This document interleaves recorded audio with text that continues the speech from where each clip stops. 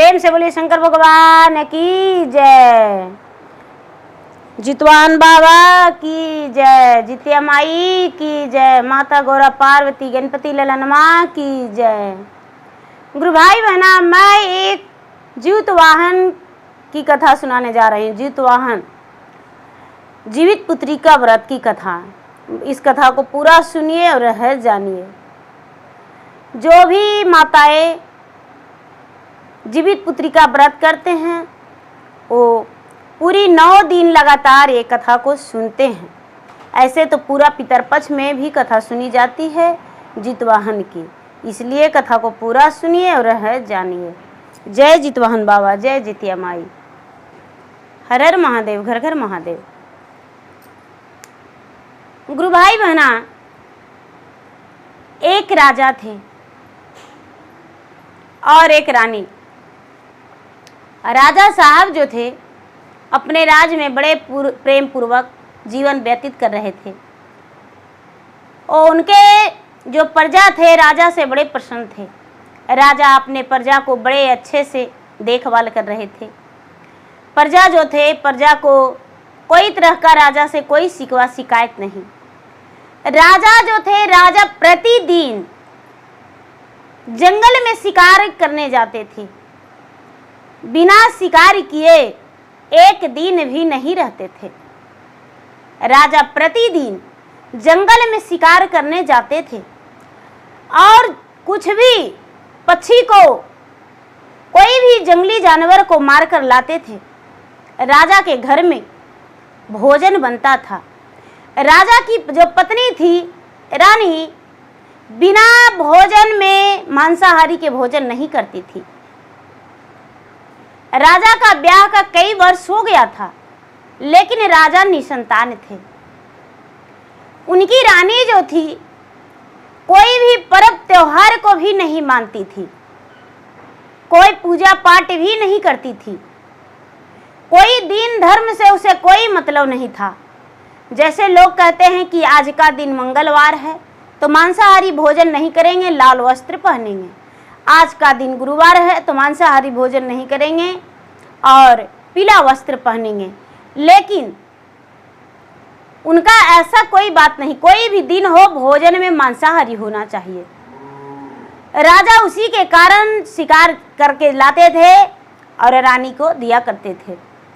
राजा रानी का ब्याह का कई वर्ष हो चुका था, लेकिन राजा रानी निसंतान थे। धीरे धीरे समय बीतता चला जा रहा था, लेकिन राजा साहब का कोई संतान नहीं हुआ। एक दिन के बात है कि राजा शिकार खेलने वन में गए। एक वृद्ध व्यक्ति झाड़िया में, जो झाड़ी होता है, झाड़ी में वृद्ध व्यक्ति कुछ फल तोड़ रहे थे और राजा को लगा कि कोई पक्षी है। अपना तीर चला दिए उस वृद्ध व्यक्ति पर। वृद्ध व्यक्ति जो थे ओ हाय हाय करके उनके मुख से आवाज निकलने लगा, हाय राम, हाय राम, हाय राम। ये जो राजा हैं उन इंसान के पास जाते हैं और जाकर पूछते हैं, बाबा मुझसे बहुत बड़ा गलती हो गया, मेरे हाथों आपको बाण लग गया, आपको डॉक्टर के पास ले जाएंगे। बाबा कहते हैं कि बेटा मुझे डॉक्टर के पास ले जाने से क्या फायदा, अब तो मेरा सीने में बाण लग गया है, मेरा सीने से कलेजे से रक्त गिर रहा है, मेरा बचने का कोई उम्मीद नहीं। लेकिन बेटा मैं तो आपके हाथों अपना दम तोड़ रहा हूं, लेकिन अफसोस यही बात का है कि वन में एक झोपड़ी है, झोपड़ी में मेरा एक अपाहिज बेटी है। उस अपाहिज बेटी का मेरा कौन देखभाल करेगा? यदि मेरे लिए कुछ करना है तो मेरे अपाहिज बेटी से ब्याह कर लो। राजा कहते हैं कि बाबा मेरा तो शादी हो चुका है, मैं आपकी अपाहिज बेटी से कैसे शादी कर सकता हूँ? मैं तो बहुत पहले शादी कर चुका हूँ और मेरा पत्नी भी है। बाबा कहते हैं ओ वृद्ध व्यक्ति कि हे राजन, यदि तुम मेरा बेटी से शादी नहीं करोगे तो हम तुम्हें श्राप दे देंगे, जो कि जीवन भर तड़पते रह जाओगे। वो राजा कहते हैं बाबा, मैं आपका बेटी से ब्याह करने के लिए तैयार हूं। मैं वचन देता हूं, मैं राजा हूं, क्षत्रिय हूं, एक वचन जो कहेंगे वही पूरा करेंगे और आपका बेटी से ब्याह अवश्य करेंगे। इतना कहते ही वो वृद्ध व्यक्ति दम तोड़ दिए। राजा वन में आए तो मरे हुए सब को लेकर आए। उनके जो वृद्ध व्यक्ति हैं उनका झोपड़ी के पास लेकर आए और आकर रखे सबको झोपड़ी के अंदर। वो लड़की जो थी अपने पिता को इंतजार कर रही थी। पिता को मरे हुए लाश को देखकर बड़े लपट लपट के रोने लगी, लपट लपट के रोने लगी और कहती है कि पिताजी, अब हम किसके सहारे रहेंगे? एक तो मेरा दोनों पैर नहीं, मैं अपाहिज हूँ, मेरा जन्म लेते ही मेरी माता मर गई, आप मेरा सहारा थे, माता पिता दोनों थे, अब किसको सहारे जिएंगे? कौन मेरा प्रतिपाल करेगा? राजा जो है, राजा कहते हैं धैर्य धरिए, आपका जीवन साथी हम बनेंगे। वह लड़की कहती है आप तो ठहरे राजे महाराजे, भला मुझ जैसी अपाहिज लड़की से आप कैसे ब्याह कर सकते हैं? ये बात सुनकर राजा कहते हैं कि मैं बेबस हूं, अभी तो आपका पिता का अस्थियां उठा नहीं है, आपका पिता का अस्थियां इसी जगह है। राजा जंगल से लकड़ी काटकर इकट्ठा करके जमा करके और उसके पिता का शव को अग्नि संस्कार कर देते हैं। अग्नि संस्कार करके विधि विधान के अनुसार क्रिया कर्मठ करके अपाहिज लड़की से ब्याह रचा लेते हैं और ब्याह करके एक ही बार अपना घर लेकर जाते हैं। जब राजा घर लेकर जाते हैं तो उनकी जो पत्नी थी वह घर से निकली, देखती है कि अरे राजा घोड़े से और एक डोली से, कौन हो सकता है? इसका मतलब कि राजा साहब मेरे ब्याह कर कर ले आए हैं। उनकी रानी जो है, पहली रानी कहती है कि राजा साहब ब्याह करना ही था तो एक बार मुझे बता देते। राजा कहते हैं कि मैं सारी बात बताऊंगा, लेकिन पहले तो घर में जाने दो। उनकी बड़ी रानी कोई रोक टोक नहीं करती है। राजा अपने दूसरी पत्नी के साथ अपने गृह में प्रवेश कर जाते हैं।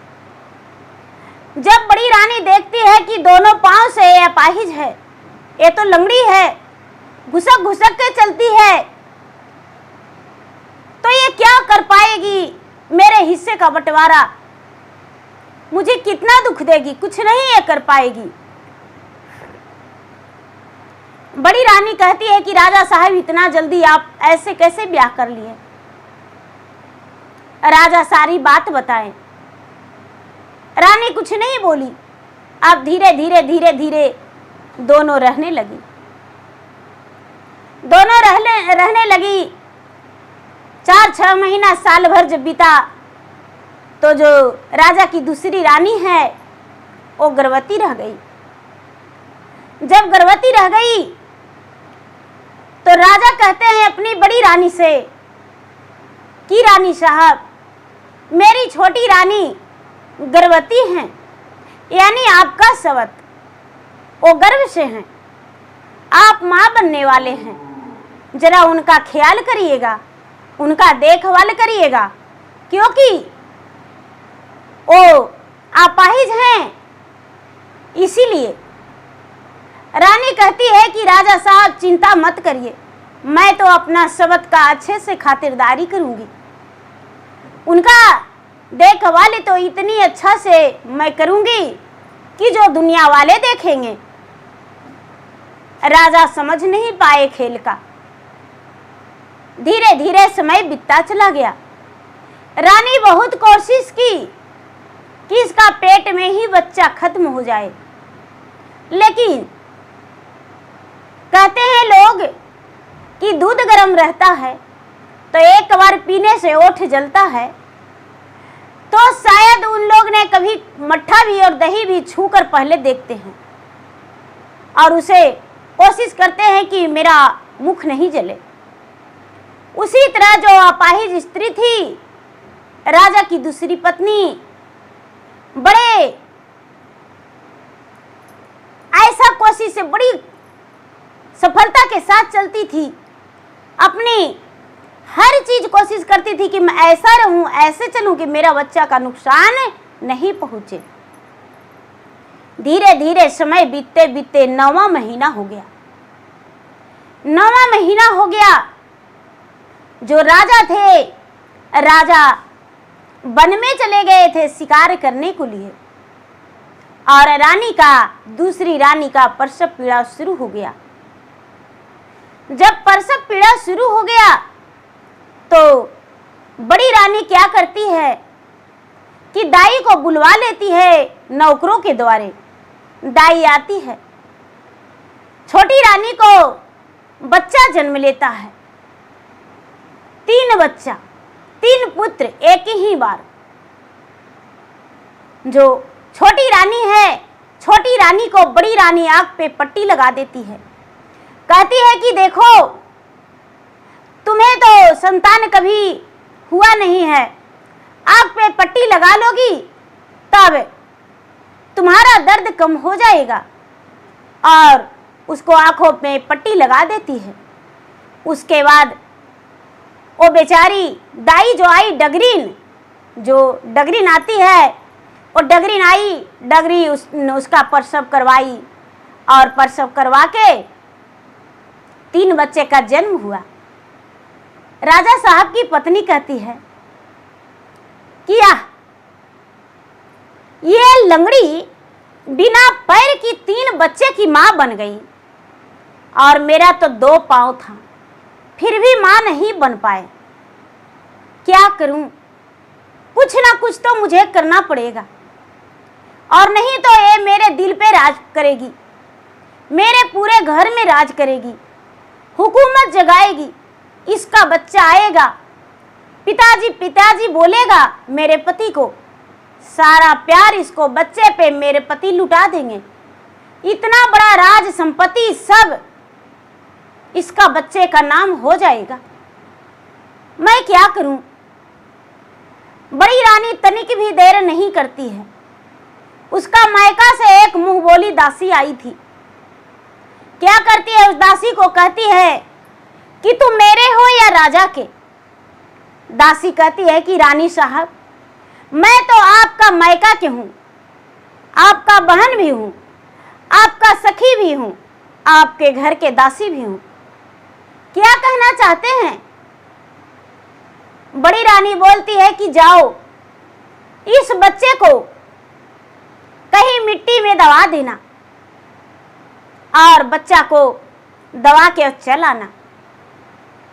जो दाई है, वो दाई क्या करती है कि बच्चा को ले लेती है और बच्चा को लेकर निकल जाती है। बच्चा को लेकर निकल जाती है। राजा को देखती है कि घोड़े सवार आ रहे हैं। दाई सोचती है कि अब मैं कहां जाऊं, राजा देख लेंगे तो मेरा तो खैर नहीं। घर के बगल में दाई छुप जाती है और छुप के क्या करती है कि जमीन खोद के 3 बच्चा के दबा देती है। 3 बच्चा के दबा देती है और घर आ जाती है। राजा जो हैं, राजा आए, राजा साहब आकर कहने लगे कि अरे मेरी छोटी रानी दिखाई नहीं दे रहे हैं, बड़ी रानी कहती है कि राजा साहब, आपका छोटी रानी तो बहुत कमाल की है। कहते हैं कि कैसे, क्या बताऊं राजा साहब? मैं बताऊंगी तो आपका चकित लगेगा। कहते हैं कि क्या, कैसे चकित लगेगा? जो छोटी रानी है, छोटी रानी 3 कठपुतले का जन्म दी है। मेरा छोटी रानी 3 कठपुतले का जन्म दी है, तो हाँ, ये कैसे हो सकता है? किसी ने कठपुतले का जन्म दिया है जो मेरा छोटी रानी कठपुतले का जन्म देंगे? हाँ राजा साहब, आपकी छोटी रानी कठपुतले का जन्म दिया है। अब राजा साहब जब देखते हैं तो छोटी रानी का तो ओठ में ओठ नहीं सट रहा था, क्योंकि बच्चे की रोने की आवाज छोटी रानी के कान में गूंज रहा था और नजर के सामने कठपुतले पड़ा था। राजा साहब अपनी छोटी रानी से एक बार नहीं पूछे कि हाँ रानी साहब, क्या आप कठपुतले का जन्म दिए हैं? एक बार भी नहीं पूछे और राजा साहब तुरंत छोटी रानी को घर से निकलने का आदेश दे दिए। छोटी रानी जो है राजा से हाथ जोड़ती है, गिड़गिड़ाती है, पाँव पड़ती है कि हे राजा साहब, मेरा एक बार बात सुन लीजिए। लेकिन राजा उसको बात सुनने को तैयार नहीं। क्या करती है? छोटी रानी घर से बाहर हो जाती है। अब सोचती है कि हे भगवान, मैं तो ठहरी अपाहिज। बेचारी कमर पे घुसकती थी, घुसकते घुसकते जा रही थी। जाते जाते गांव के बाहर एक मठ था। मठ में महात्मा लोग रहते थे। इसे देखकर महात्मा लोग कहते हैं कि पुत्री, तू कहाँ जा रही हो? अपनी सारी दुख की बात सुनाए। ये जो छोटी रानी है अपनी सारी दुख की बातें सुनाई।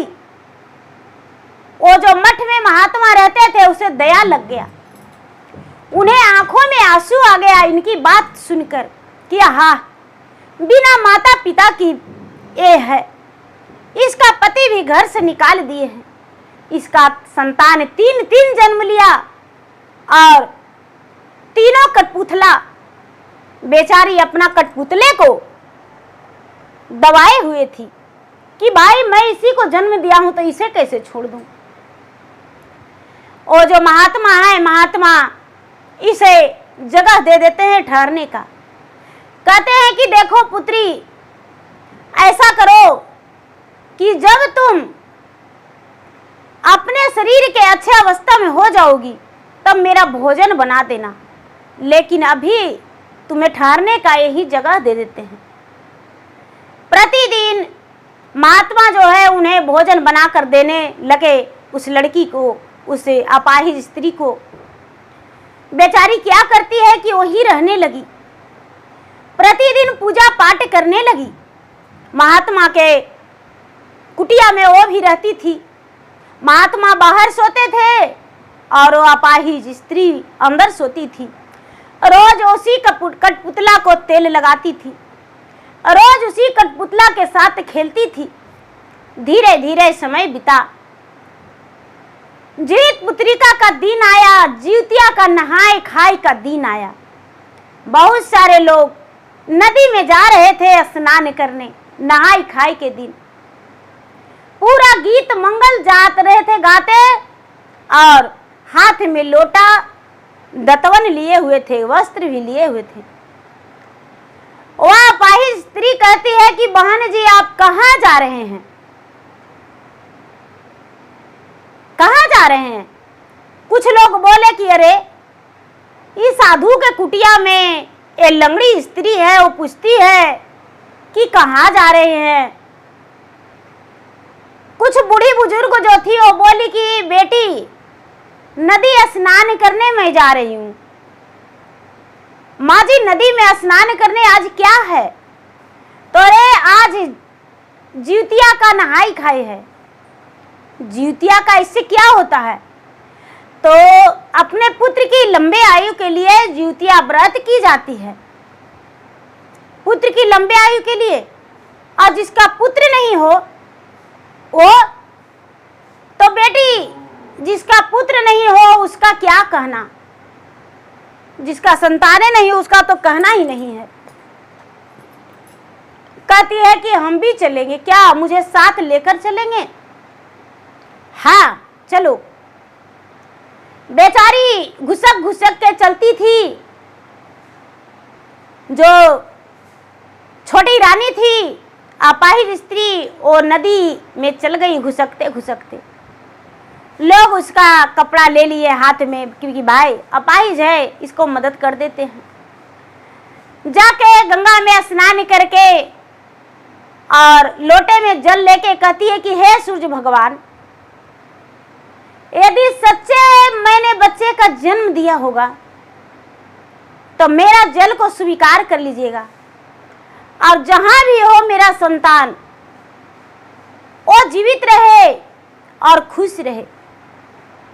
सच्चे यदि आप पृथ्वी पे अपना इंजोरा दिखाते होंगे तो दीपक की तरह मेरा पुत्र जलता रहेगा, एकदम किरण, रोशनी का किरण रहेगा, और मेरा बेटा जीवित रहेगा। हे जीवतवाहन भगवान, यदि मैं आपको सच्ची मन से, श्रद्धा से, भक्ति से व्रत किया होगा तो मेरा पुत्र को एक दिन मेरे पास जरूर आप लाएंगे और मुझसे मिला देंगे।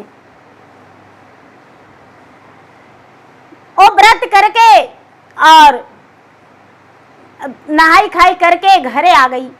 उपवास के दिन भी जाकर नदी में स्नान की, सबके साथ पूजा की, कथा सुनी, और कथा सुनकर वह घरे आ गई।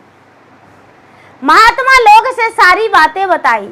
महात्मा लोग भी चिल सियारिन का उसे कथा सुनाई। कथा सुनाए महात्मा लोग और वह सुनी। महात्मा लोग से भी प्रतिदिन वह आशीर्वाद लिया करती थी। धीरे धीरे समय बीता। कई वर्ष तक जीवित पुत्री का व्रत की। अब यहाँ का कहानी मैं यही छोड़ती हूँ तथा आगे का कहानी मैं सुनाती हूँ। बच्चे का तो दाई जो थी, दाई तो जमीन में दबा दी, झांक दी। धीरे धीरे समय बीता। तीनों जो है फूल का पेड़ जन्म गया। तीनों फूल का पेड़ जन्म गया। खूब धमकता था, खूब सुंदर सुंदर फूल खिलता था। राजा के घर के पिछवाड़ा में तीनों फूल रोज खिलता था और मुरझा जाता था, लेकिन एक भी फूल नीचे नहीं गिरता था। राजा प्रतिदिन जाते थे तो फूल के पास जाते थे, सारा लोग के खुशबू लगता था, लेकिन जो बड़ी रानी थी उसको खुशबू नहीं लगता था। राजा जब भी जाते थे तो उस फूल के पास बैठते थे और फूल के पास से बहुत देरी बैठ के आ जाते थे। जब भी राजा जाते थे तो फूल में से आवाज निकलता था, ए भैया सोना, ए भैया बेलिया, ताका भैया चामेलिया, सुना मोरी बात हमार। तीनों मिली रहव संग साथ, आई हैं राजा जी बैठिए मोर छैया, रहव न हमें मुँह से काय। तीनों भाई जो घर था कहता था कि बेली चमेली के तीनों वृक्ष था और तीनों आपस में बात करता था। राजा को समझ में नहीं आता था कि क्या बोलता है। एक दिन जो धीरे धीरे समय बीतता चला गया, समय बीतता चला गया। राजा साहब बहुत भारी यज्ञ करवा रहे थे, अपने पुत्र के प्राप्ति के लिए यज्ञ करवा रहे थे। कि भाई मेरा संतान नहीं है, तो सब लोग बोले कि राजा साहब, कोई महात्मा बोले कि आप पुत्र यज्ञ करवाइए। तो राजा साहब जो थे पुत्र यज्ञ कराने के लिए तैयारी किए, पुत्र यज्ञ के लिए तैयारी किए। तो महात्मा जो थे, महात्मा कहते हैं कि 7 डलवा फूल होना चाहिए, 7 दिन 7 डलवा फूल होना चाहिए, बेली चमेली का फूल। राजा की जो मालिन थी, जहां फुलवाड़ी में जाती है बेली चमेली का फूल सूख जाता है, एक भी बेली चमेली का फूल नहीं मिलता है। जो मालिन है, मालिन उदास होके और सब चीज का फूल लाती है, लेकिन बेली चमेली का फूल नहीं मिलता है।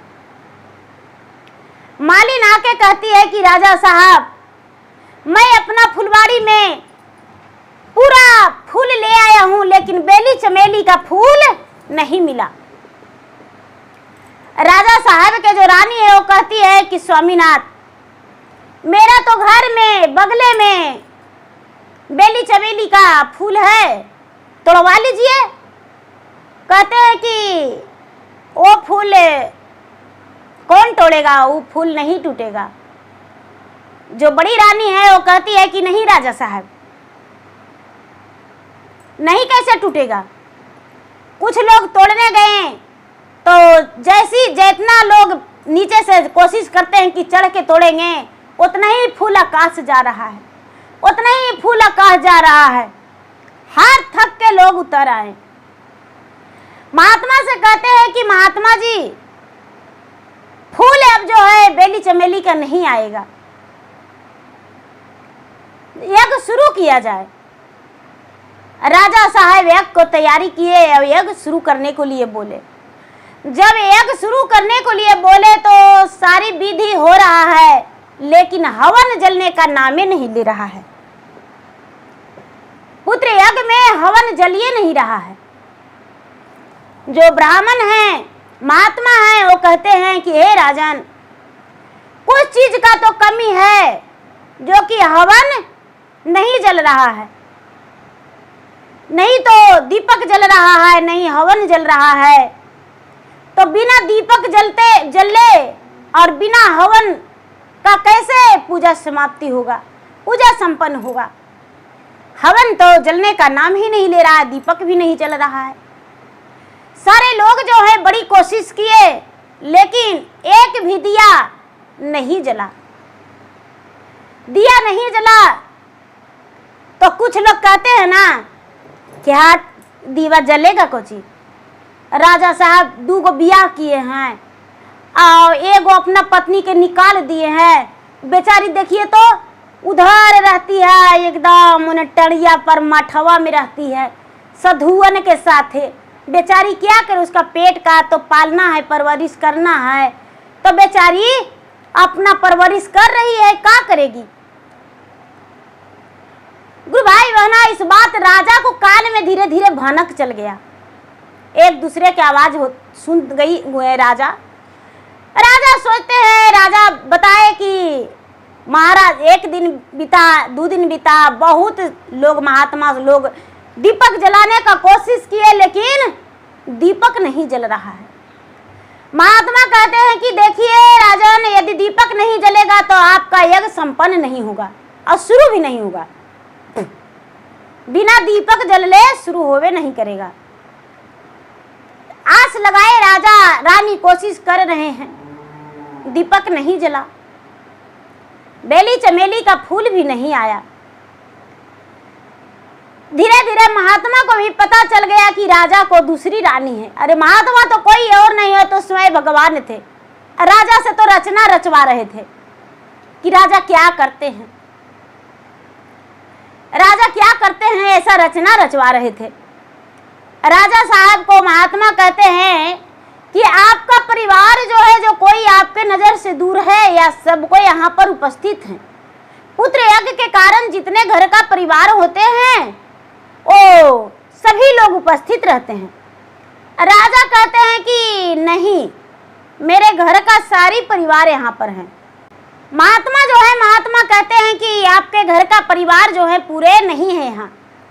यदि पूरा रहते तो यज्ञ शुरू हो जाता। कोई तो परिवार आपका नजर से दूर है। राजा बड़े संकोच में पड़ गए। सोचते सोचते कहते हैं कि क्या कहूँ, मेरा एक पत्नी जो है, मैं गुस्से में उसे घर से निकाल दिया हूँ। जो महात्मा है कहते हैं कि वो तो आपकी आह जो रही है, आप उसे लाएंगे तभी आपका यज्ञ शुरू होगा। राजा क्या करते हैं कि उसको खोजने के लिए अपने साथ सिपाही लोग के लगा देते हैं। गांव का लोग कहते हैं कि ए राजा साहब, वो तो मठ में, जो वहां पर मठ है ना, वही मठवा में रहती है। राजा उसे मंगवाए। बेचारी आ गई, जो छोटी रानी है बेचारी अपाहिज लंगड़ी, वो आ गई। जब आई तो राजा देखें तो राजा अपना से दूरे बैठा दिए। तीनों कठपुतलवा के वो रखी है, फिर भी दीपक नहीं जल रहा है। महात्मा कहते हैं कि भाई, बेली और चमेली के फूल नहीं आया है तो कैसे करके यज्ञ शुरू होगा। सारे लोग हार थक गए थे। और जो अपाहिज स्त्री है राजा की दूसरी रानी, वो कहती है कि हम ला देंगे, हम ला देंगे फूल को। कहां से? तो चाहे जहां से लावे, लेकिन हम ला देंगे। सब लोग कहते हैं कि वाह, ये लंगड़ी कैसे फूल लावेगी, लंगड़ी कैसे फूल लावेगी। लंगड़ी अपने राजमहल के पीछे गई। जो बेली और चमेली का फूल था, फूल के पास गई तो फूल एकदम झरझर झरझर झरझर झरझर पूरा झरकने लगा, गिरने लगा। झरझर झरझर झरकने लगा, गिरने लगा। कहता है कि ए भैया बेलावा बेलैया ताकवैया चमेलिया, आज माता अइला न मोर। फूलवा जे तोड़ता ना राजा जी के देतन, यगावा करे तन पीता मोर। कहती है कि फूल मेरे माता यज्ञ में ले जाएगी, पूरा झरझर गिर जाना चाहिए। पूरा दौरी भर फूल ले आई। तो तीनों कठपुतलवा के रख दी। तीनों कठपुतलवा के रख दी। बेचारी, यज्ञ शुरू हो गया। यज्ञ शुरू हो गया तो जिस दिन जीवित पुत्रिका का अष्टमी के दिन यज्ञ संपन्न होने वाला था, अष्टमी के दिन संपन्न होने वाला था, और बेचारी उपवास कैले थी, जीवित पुत्रिका व्रत कैले थी। लंगड़ी जीवित पुत्रिका व्रत कैले थी। नदी सबके साथ गई नहाई खाई के दिन। और उस दिन भी जितिया भगवान से कहती है कि हे जितिया भगवान, 12 बरस हो गया है, लेकिन आज तक मेरा बेटा से दर्शन नहीं कराए हैं। आप यदि मेरा बेटा से दर्शन करवा देते तो बहुत खुशी का बात था। पुत्र यज्ञ भी है, राजा करवा रहे हैं, और जो हुआ है उसको तो रानी पता नहीं कहाँ फेंकी है, क्या की है। हे भगवान, नदी से पूजा पाठ करके आई और शाम हुआ। शाम हुआ तो ये जो बड़ी रानी है क्या करती है कि बड़े ही के बुला के अब फूल को कटवाने लगी। फूल का कटवाने लगी। फूल में से आवाज निकलता है कि दौड़ दौड़ राजा, दौड़ दौड़ सिपाहिया, दौड़ दौड़ सेनामा, दौड़ जाओ गौआ जवार। सौतेली माई काटा हाथ न हथावा से पैरावा, काट दे तन सिरावा हमार। बड़ी जोर से आवाज लगाया फूल में से। बहुत सारे लोग आया कि अरे अरे किधर से तो आवाज आ रहा है, दौड़ो सिपाही, दौड़ो राजा, दौड़ो प्रजा। सौतेली माई मेरा गर्दन काट रही है, पैर काट रही है, हाथ काट रही है। सच में देखते हैं लोग, राजा के घर के पिछवाड़े वहीं से आवाज निकल रहा था अचानक बहुत जोर जोर से। सच में गए तो देखते हैं कि रानी जो है कटार ली हुई है और बढ़ी वहीं पर खड़ा है। आवाज निकलने के कारण बढ़ी हाथ नहीं लगा रहा है। सब लोग कहते हैं कि फूल का रहस्य आखिर क्या है, फूल में तो कुछ होगा, फूल से आवाज निकल रहा है और बढ़ी काट भी नहीं रहा है। राजा से बोले तो राजा साहब कहते हैं कि फूल के कटवाया जाए। राजा साहब फूल को सहे सहे कटवा दिए। जब फूल के कटवाए, तीनों फूल में 3 बच्चा निकला। जब 3 बच्चा निकला तो तीनों बच्चा अपना माता में लटक गया, वही लंगड़ी में लटक गया। अब तीनों बच्चा को लपट के और सीने से लगा के और बच्चा को चुमा चाटी लेने लगी। बहुत कष्ट के बेचारी लंगड़ी जो है जयकार मनाई कि हे जितिया भगवान, आप मेरा सपना साकार दिए, पूरा कर दिए। मैं इसी संतान के लिए 12 बरस लगातार जितिया व्रत किए और मेरा पुत्र को मुझसे मिला दिया जितिया के दिन। प्रेम से बोलिए जितिया भगवान की जय। बहुत जोर से जयकारी मनाए, जयकारी मनाए। सभी लोग कहने लगे कि अरे ये लंगड़ी के बच्चा है। पूरा गांव जवार जुट गए थे, शाम होने वाला था, गांव जवार जुट गए। लंगड़ी कहती है कि देखिए ये बच्चा सचमुच में मेरा है, लेकिन जब ये बच्चा जन्म ले रहा था तो मेरे सावतन ने आंख पे पट्टी लगा दी और पट्टी लगा दी तो मेरा दिखा नहीं और मैं 3 बच्चे का जन्म दिया। लेकिन कानों से सारी बात मैं सुना कि मेरा सौतन दाई को बोली कि जाओ इसे फेंक लाओ, और दाई पता नहीं कहाँ फेंकी। फेंक कर भी आई, दाई बोली हाँ फेंक दिए। राजा साहब आए, राजा से कहा गया कि आपकी पत्नी कठपुतला को जन्म दिए हैं, जो कि मैं तीनों कठपुतले को संभाल कर रखा हूं। देखिए मेरा कठपुतला है। राजा जो है, राजा साहब इतना बात सुनते बड़ी रानी से पूछते हैं कि यही सच है। बड़ी रानी कहती है कि हाँ ये सच है।